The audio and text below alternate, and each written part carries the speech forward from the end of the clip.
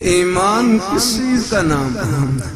سادہ سے لفظوں میں رکھ کر دوں کہ ایمان سب سے پہلے اللہ پاک کی وحدانیت کا اقرار، کہ اللہ پاک کی ذات وحدہ لا شریک ہے، وہ ہمارے خالق، وہ ہمارے مالک، رضا بر قضا، اللہ تعالیٰ کے ہر فیصلے پر راضی رہے۔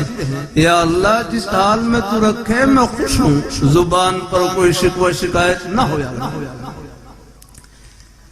تھوڑے بہت گھروں میں حالات بھی آ جاتے ہیں، پریشانی بھی آ جاتی ہے، گھبرائے نہیں، حالات تو مانگنے کے لیے آتے ہیں اور رب کی بارگاہ میں جھولی پھیلانے کے لیے آتے ہیں۔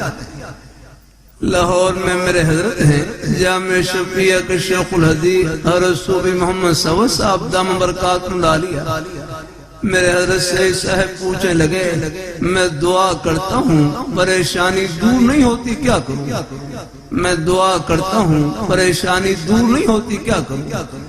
اللہ والوں کے عجیب جملے فرمائے لگے جتنی پریشانی لمبی ہوگی پریشانی کے دور ہونے کے بعد جو راحت ملے گی اس کی قدر بھی زیادہ ہوگی۔